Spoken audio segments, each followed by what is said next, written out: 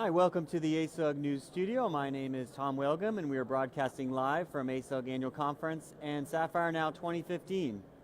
I'm very excited about this next segment because we're going to hear how Microsoft is reducing infrastructure costs while they're deploying more and more SAP systems. And we're going to get into hybrid strategies and what that really means at Microsoft. And so I'm very excited to get into this. So let me introduce the panelists first, and then we'll dive right in.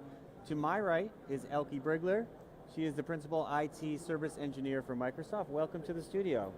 Thanks for having us. Glad to have you. And to her right is Jürgen Thomas. He's the Principal Program Manager Lead at Microsoft, and we thank you for being here as well. Thanks for welcoming us here. Thank you. Let's talk a little. I mean, we hear about hybrid cloud quite a bit. I mean, we hear it all over the place, and Microsoft is at the forefront of leading so much of this. So let's talk about what does the term hybrid cloud mean to you in your work that you've done, and then let's get into some of the things of what your team is doing that's so cool. Yeah, so basically hybrid cloud for us means easy transitioning of systems that are hosted on-premise into public cloud, namely Microsoft Azure for our team. And from the base, from the platform, Azure and Hybrid make it pretty easy to do that. It's the same technology running on both sides, so the platform's the same. And on top of it, Microsoft administration tools that we have, that also customers can use, are managing both sides. So the transition in itself is pretty seamless and pretty easy to do. So that's the ideal hybrid cloud concepts, and that's now adapted by Microsoft IT as well, specifically in regards to our SAP landscape, which is quite a large landscape. Well, what are we talking about here? Because we talked about on the phone, you threw out some numbers I couldn't even get my brain wrapped. How big are we talking about here? Well, it's not only that the ERP systems are rather large with like 7 terabyte and like 500, 600,000 subs on hardware, but it's also the number of servers or virtual machines that we are hosting today. We're looking at around 500 different ones, and that's quite a size. Also completely different in size, from the smallest one that runs a few users, let's say, to the largest one where you have a terabyte of memory and nearly 100 CPUs in a server. So very different, the whole bandwidth basically. Absolutely, that's very interesting. I mean, that's still a little too big. I can't get my head around. Well, it grew over the years, yeah, obviously. Sure. I don't think you're alone in that. So, Elke, there must be some decisions, some trade-offs you've had to make when you're talking about something, this kind of a scope of a project. But what have those been, and how have you guys made those decisions over the years? the thing really is, like with all these new technologies, getting your feet wet is one of the big things, and so that's also what really brings us with the trade-offs. So which ones are the systems where I can go a risk to potentially have some negative impact, for instance a performance impact or whatever, where I'm willing to risk that and actually move it to the new technology to get my feet wet, get a really good understanding on what it takes to run in that new technology, to get the right settings and go there. And then from there, further roll out to the other environments. So a very clear one for us, simple things like an SAP GRC system, a very easy one to go to Azure Cloud. Sure. Whereas our biggest ERP system with the highest load, that's going to remain on-premise for now. So it's these kind of things that you just look into.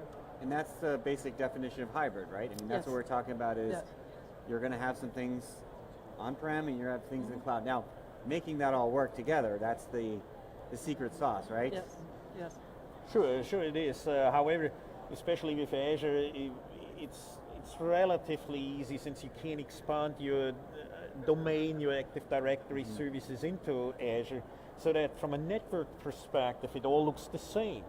And so that makes SAP landscapes that you distribute over the two entities on premise and in Azure pretty easy to run. Right. Well, nevertheless, it's work. Right, absolutely. Yeah.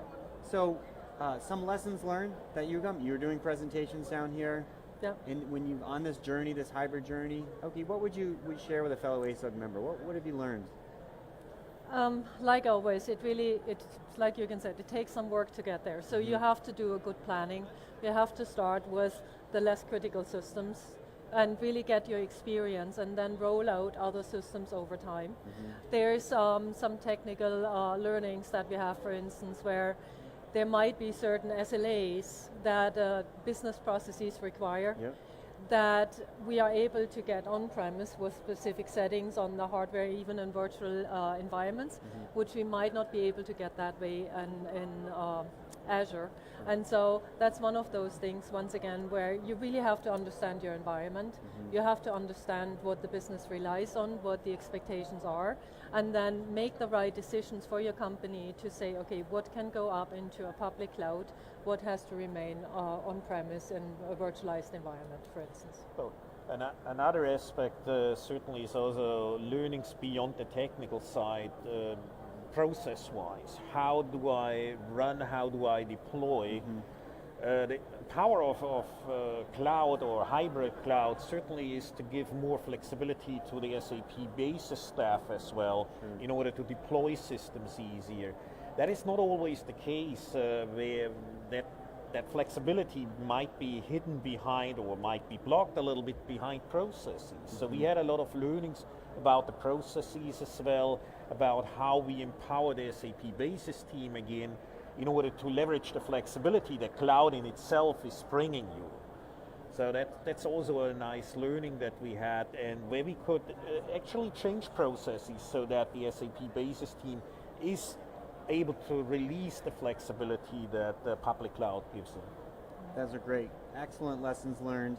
I think the ending on the flexibility note there as well, and I think we're going to be hearing a lot more about hybrid cloud going forward, obviously. So I'm sure. thank you for coming in. I appreciate it. It was Thanks. great Thanks to a talk lot. with you. Thanks, great Thanks. talking to you. Thank For you. more customer stories just like this from Microsoft, our ASUG members, please go to asugnews.com.